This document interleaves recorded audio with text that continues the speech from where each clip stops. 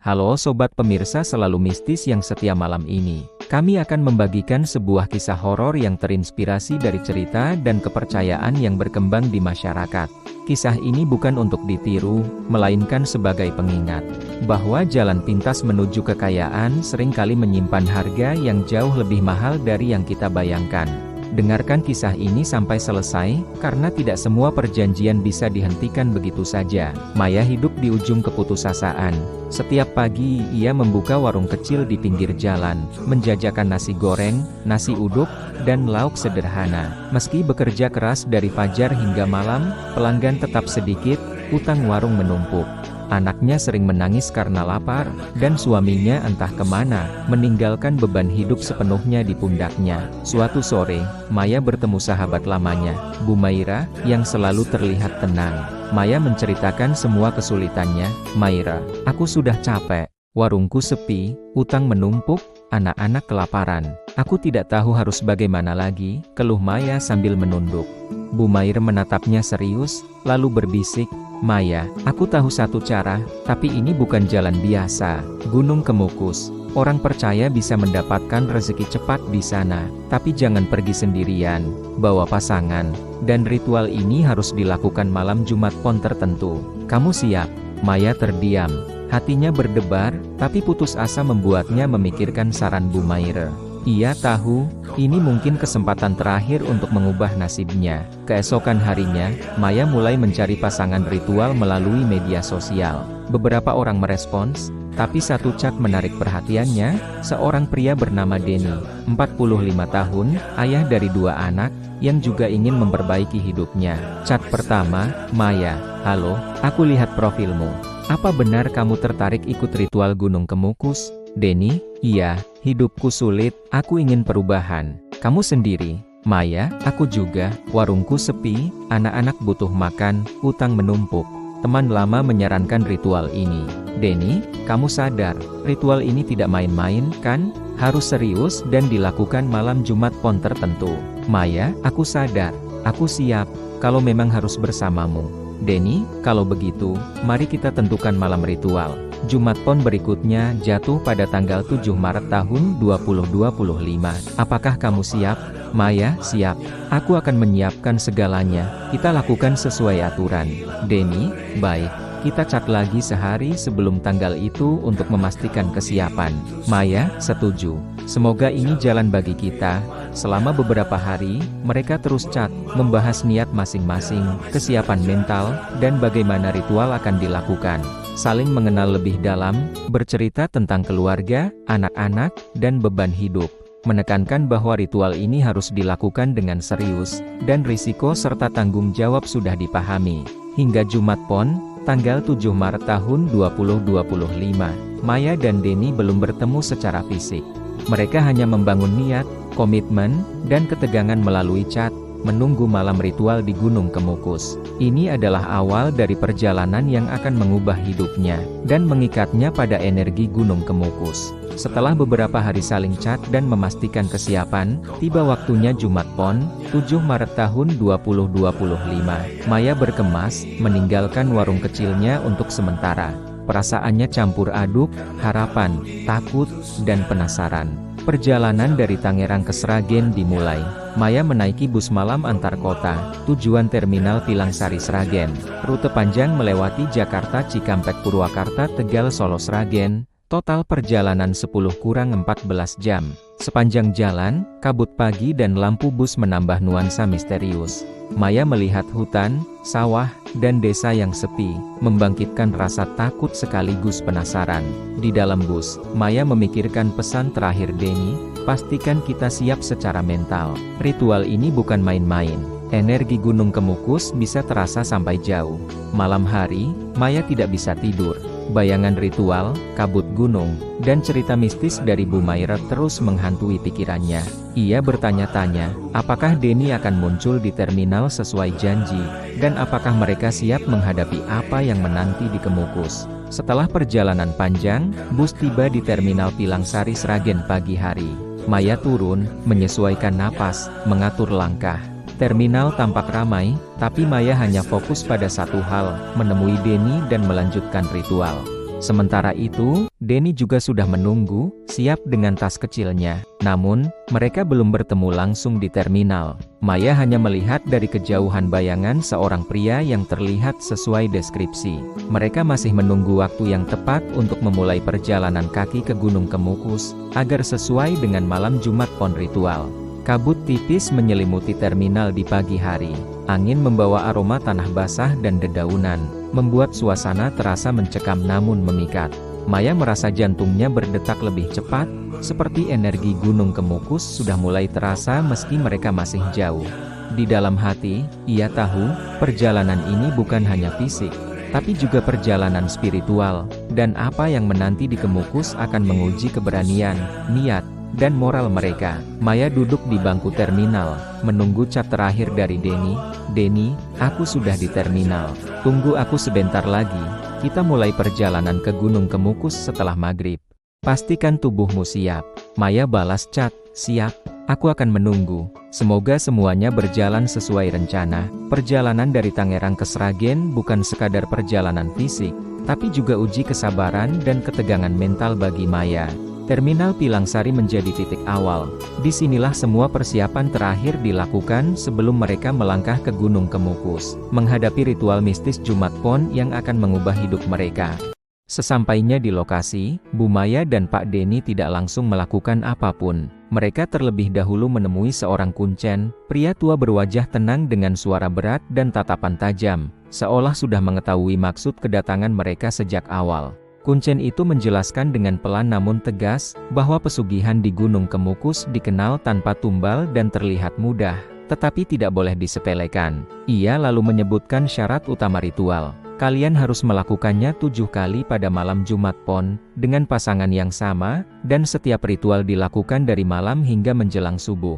Kuncen juga menambahkan bahwa setiap kedatangan wajib disertai ziarah ke makam keramat di kawasan ini, sebagai bentuk penghormatan dan pengikat niat, agar energi ritual tidak menyimpang. Nada suaranya kemudian berubah lebih serius. Kalau ritual ini tidak diselesaikan sampai 7 kali, maka kalian berdua akan mengalami hal-hal aneh. Rezeki bisa datang lalu pergi, tubuh terasa lemah, dan hidup perlahan tidak lagi tenang. Bu Maya menelan ludah.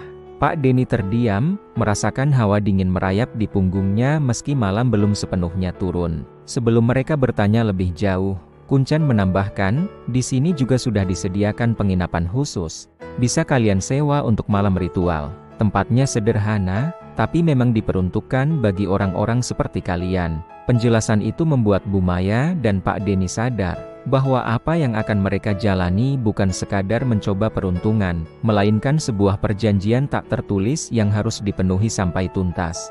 Setelah meninggalkan rumah Kuncen, Bu Maya dan Pak Denny berjalan menyusuri jalan kecil menuju penginapan yang telah disiapkan. Bangunannya sederhana, berdinding kayu tua, dengan lampu kuning redup yang menggantung di depan pintu. Di dalam kamar hanya ada satu ranjang besar, lemari kayu yang sudah kusam, serta jendela kecil yang menghadap ke pepohonan gelap. Udara terasa lembab, dingin, dan sunyi seolah tempat itu memang diciptakan untuk malam-malam seperti ini. Sebelum memulai ritual, mereka sepakat untuk membersihkan diri terlebih dahulu. Bu Maya masuk ke kamar mandi lebih dulu. Tak lama setelah Bu Maya keluar, Pak Denny terdiam. Perempuan yang berdiri di depannya bukan lagi sosok lelah yang ia kenal sebelumnya. Wajah Bu Maya tampak lebih cantik, lembut, dan bercahaya.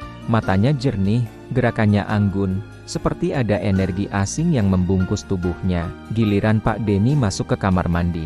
Beberapa menit kemudian, saat ia keluar, kini Bu Maya yang terkesima. Wajah Pak Denny terlihat jauh lebih muda, kulitnya kencang, sorot matanya tajam. Ia tampak seperti laki-laki berusia 30-an, gagah dan tampan dengan cara yang tak bisa dijelaskan.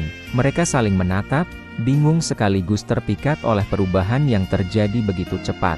Percakapan kecil pun mengalir tentang hidup, kesulitan, dan harapan. Hingga perlahan, tanpa aba-aba, Pak Denny mendekat. Gerakannya pelan, penuh kehati-hatian, seolah mengikuti irama yang tak terdengar. Bu Maya tidak menolak. Malam itu, percumbuan terjadi, lembut namun penuh dorongan yang kuat. Hubungan pun berlangsung panjang dan intens. Waktu seperti kehilangan makna, yang mereka rasakan hanyalah energi yang terus mengalir. tanpa rasa letih, tanpa kelelahan. Bahkan setelah beberapa kali, hasrat itu tak juga mereda, seolah ada kekuatan lain yang menopang tubuh dan jiwa mereka. Hingga akhirnya, azan subuh terdengar samar dari kejauhan. Barulah mereka tersadar bahwa malam telah berlalu. Setelah berkemas dan bersiap kembali ke daerah masing-masing, sesuatu yang aneh kembali terjadi. Perlahan, kecantikan Bu Maya memudar. Wajahnya kembali seperti semula. Begitu juga Pak Denny, ketampanan dan kemudaan itu menghilang, menyisakan sosok pria biasa berusia 45 tahun. Mereka saling berpandangan, tanpa banyak bicara. Keduanya tahu, apa yang terjadi semalam bukan mimpi, dan ritual pertama telah benar-benar dimulai. Beberapa hari setelah ritual pertama, Bu Maya kembali ke Tangerang. Warung nasinya yang dulu sepi kini tak pernah benar-benar kosong. Pembeli datang silih berganti, pesanan meningkat, dan uang berputar lebih cepat dari sebelumnya. Untuk pertama kalinya dalam hidupnya, Bu Maya merasakan lega. Namun keadaan berbeda dialami Pak Denny. Ekonominya belum juga membaik. Pekerjaannya tetap tidak menentu, uang kontrakan hampir jatuh tempo, dan kebutuhan istri serta dua anaknya di kampung terus menekan. Dari percakapan mereka, perlahan Bu Maya menyadari satu kenyataan pahit. Ritual ini tidak memberi hasil yang sama, seperti bisikan yang pernah mereka dengar di Gunung Kemukus. Hanya satu yang benar-benar berhasil, dan yang berhasil itulah yang harus menopang pasangannya. Dengan rasa iba bercampur bersalah, Bu Maya akhirnya mulai menyokong kehidupan Pak Denny. Ia membantu membayar kontrakan, uang makan, bahkan mengirimkan dana untuk keperluan keluarga Pak Denny di kampung. Setiap kali uang itu berpindah tangan, hati Bu Maya terasa berat. Ia mulai bertanya dalam diam, ini berkah, atau justru awal dari ikatan yang menyesakkan? Namun setiap malam, bayangan Gunung Kemukus dan sosok Pak Denny muncul dalam pikirannya. Saat Jumat Pon berikutnya tiba, mereka kembali bertemu. Begitu malam mulai turun dan ritual hendak dimulai, perubahan itu kembali terjadi. Bu Maya menatap bayangannya, wajahnya berubah lebih cantik, lembut, dan bercahaya, seolah usia dan beban hidup lenyap seketika. Pak Denny yang melihatnya terdiam. Denny pelan, setiap kali seperti ini, kamu selalu berubah. Tak lama kemudian, giliran Pak Denny. Di mata Bu Maya, wajah pria itu menjadi lebih muda dan tampan, sorot matanya tajam dan penuh energi. Maya lirih, kamu juga, bukan seperti biasanya. Percakapan pelan berubah menjadi keheningan. Tanpa banyak kata, sentuhan kecil dan kedekatan mengawali ritual. Hubungan kembali terjadi panjang, mengalir, dan terasa melampaui batas wajar. Tak ada rasa lelah, tak ada jeda, seolah ada kekuatan lain yang menopang tubuh dan hasrat mereka. Pada pertemuan ketiga, semua itu terulang. Transformasi wajah kembali terjadi, energi mistis kembali mengikat mereka. Namun kali ini, batin Bu Maya tidak lagi sepenuhnya hadir. Usahanya sudah berjalan baik. Uangnya cukup. Ia merasa tujuannya telah tercapai. Dalam keheningan setelah ritual, Bu Maya berkata pelan, Maya, aku merasa hidupku sudah cukup berubah. Aku ingin berhenti sampai di sini. Pak Denny terdiam lama. Denny, kita belum sampai 7. Kuncen sudah mengingatkan. Bu Maya tak menjawab. Sejak saat itu, janji 7 kali Jumat Pon mulai diabaikan. Beberapa minggu setelah pertemuan ketiga, gangguan mulai muncul bukan hanya pada Pak Denny, tetapi juga pada Bu Maya. Pak Denny sering terbangun menjelang subuh dengan tubuh basah keringat, merasa seperti diawasi saat sendirian bermimpi berjalan di jalur gelap yang tak pernah sampai tujuan. Bu Maya, warungnya mulai sepi tanpa sebab jelas, uang sering habis entah kemana. Saat bercermin, ia kadang melihat bayangan wajah cantiknya, muncul sesaat, lalu lenyap, dan yang paling menakutkan, hampir setiap malam, Bu Maya mengalami mimpi yang sama. Dalam tidurnya, ia didatangi sesosok makhluk tinggi besar dan menyeramkan. Tubuhnya hitam pekat, matanya menyala dingin. Makhluk itu berdiri di sudut ruangan, perlahan mendekat.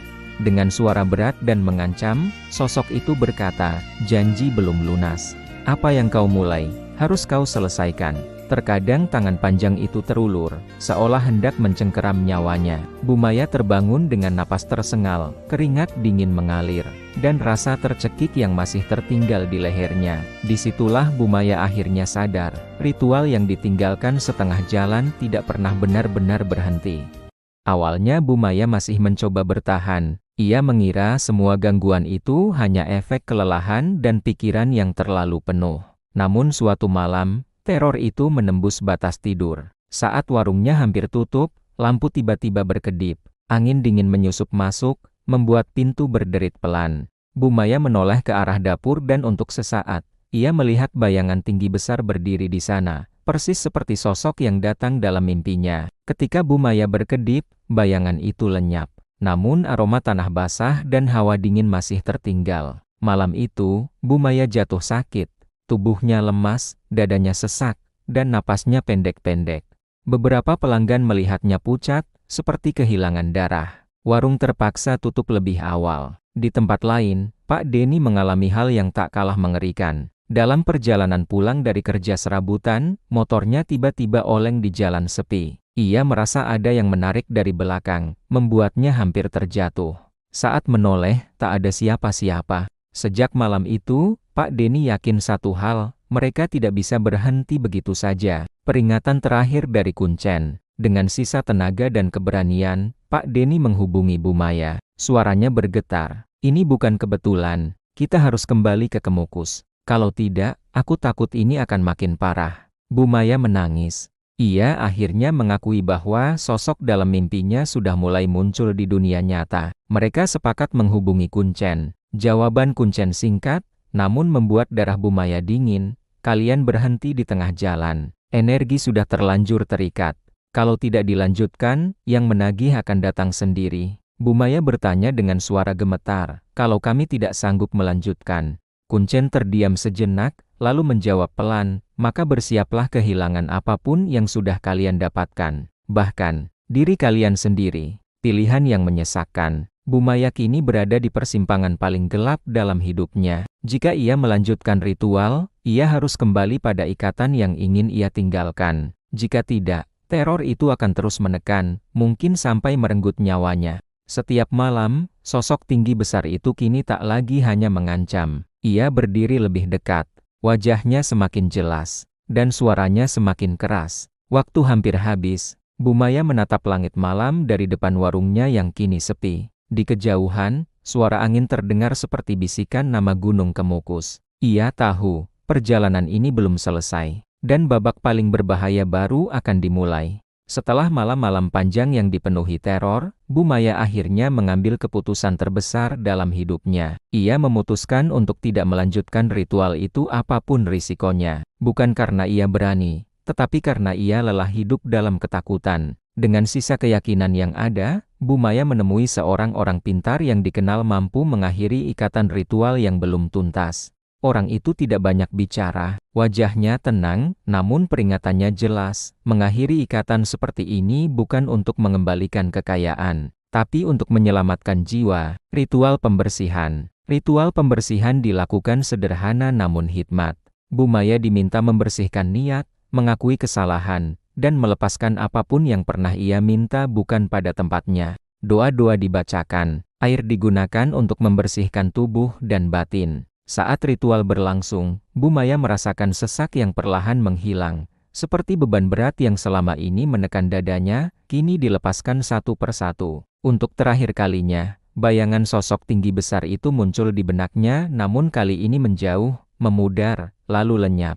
Ritual selesai. Sejak hari itu, semuanya kembali normal. Tak ada lagi mimpi buruk, tak ada bayangan, tak ada teror. Namun ada satu hal yang juga ikut pergi, kekayaan instan. Warung Bu Maya kembali seperti dulu sepi, sederhana, tanpa antrean panjang. Uang tak lagi mudah datang, dan ia tak lagi mampu membantu finansial Pak Denny. Anehnya, Bu Maya tidak merasa kecewa. Untuk pertama kalinya setelah sekian lama, ia merasa tenang. Ia memilih bertobat, bersyukur atas rezeki halal sekecil apapun, dan berjanji pada dirinya sendiri tidak akan lagi menukar ketenangan dengan jalan pintas. Penolakan terakhir. Di sisi lain, Pak Denny terus menghubungi Bu Maya. Pesannya berulang-ulang, mendesak, bahkan memohon agar ritual dilanjutkan. Namun kali ini, Bu Maya tegas, ia menolak, dan akhirnya memblokir nomor Pak Denny. Ia tahu, menutup satu pintu gelap adalah satu-satunya cara agar hidupnya tidak kembali terseret ke jurang yang sama.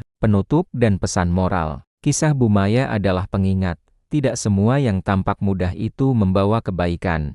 Jalan pintas seringkali meminta harga yang lebih mahal dari yang kita bayangkan: ketenangan, kesehatan, bahkan keselamatan jiwa. Rezeki yang datang dari jalan yang benar mungkin tidak cepat, tapi ia tidak pernah membawa teror. Jika kamu merasa cerita ini memberi pelajaran, jangan lupa like agar kisah-kisah seperti ini terus kami bagikan. Subscribe supaya tidak ketinggalan cerita horor berikutnya, dan share ke teman atau keluarga sebagai pengingat bahwa iman dan kesabaran adalah pelindung terbaik.